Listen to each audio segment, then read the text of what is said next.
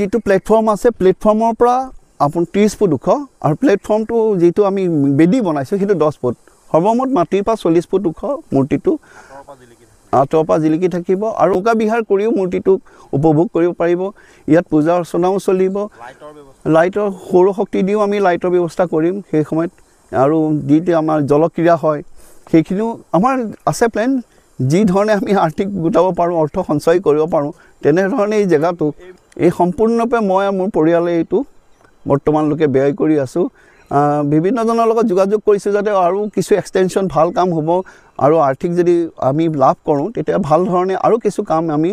ইতিবাচক দিশত কৰাৰ মই এটা প্ৰয়াস কৰি আছো মোৰ মনত এটা সংকল্প আছিল সেই সংকল্প হ'ল যে আমি যেহেতু এটা শিৱৰ স্থান ইয়াত আমাৰ মহাদেৱৰ স্থান গতিকে ইয়াত এটা সুন্দৰ যদি আমি মূৰ্তি নিৰ্মাণ কৰি পেলাই যদি আমি আমাৰ যিসকল আধ্যাত্মিক ব্যক্তি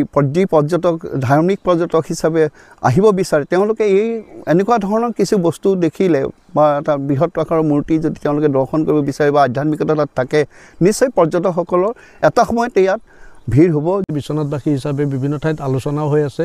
আৰু ভৱিষ্যত দিনত আমি এনে ধৰণৰ এটা পৰিৱেশ এটা বিচাৰি আছো ইয়াত যিটো পৰিৱেশে বিশ্বনাথ চাৰিআলিৰ অৰ্থনৈতিক উন্নতি হোক সাংস্কৃতিক উন্নতি হোক ধাৰ্মিক উন্নতি হোক প্ৰতিটো ক্ষেত্ৰত পৰ্যটকসকল যেতিয়া ইয়াত আগুৱাই আহিব অহাৰ পিছত আমাৰ যিখিনি উন্নয়নৰ যিখিনি ধাৰা সেইখিনি আগুৱাই লৈ যোৱাৰ ক্ষেত্ৰত সহযোগ হ'ব বুলি আমি এটা ধাৰণা ৰাখিছোঁ আৰু এটা কথা স্পষ্ট হৈ আছে ইয়াত চাওক গুপ্তকাশী হিচাপে কাশীৰ পিছতে বিশ্বনাথ ঘাটক ভাৰতৰ ভিতৰত এটা প্ৰচলিত নাম হ'ল গুপ্তকাশী এখন আমি ইয়াত যিখিনি আমাৰ মঠ মন্দিৰ আছে তাৰ পিছত আমি এতিয়া য'ত বহি ইয়াত আমি আপোনালোকৰ সন্মুখত কথা পাতি আছোঁ ইয়াৰ পৰা আগত দেখোঁতে আমি দেখি আছোঁ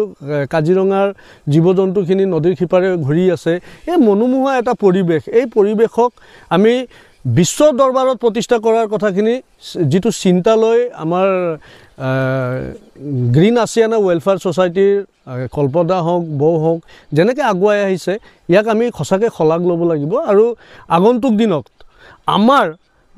সংগঠনসমূহৰ হওক জাতীয় সংগঠন দল সংগঠনসমূহৰ কেনেকুৱা সহযোগ লাগিব তেখেতক সেই গোটেইখিনি সহযোগিতা কৰিবলৈ আমি আগুৱাই আহিম স্বাৰ্থ এটাই আছে যে বিশ্বনাথ চাৰিআলিৰ উন্নয়ন আৰু এই বিশ্বনাথ মন্দিৰৰ আৰু এই আমাৰ উমা টুমুনিৰ যিটো ঐতিহাসিক এটা ঠাই ইয়াৰ উন্নয়নৰ স্বাৰ্থত আমি সকলো আগুৱাই আহিম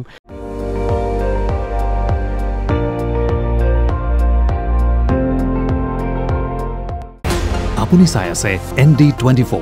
সৰ্বশ্ৰেষ্ঠ নহয় সৰ্বোত্তমৰ দৌৰ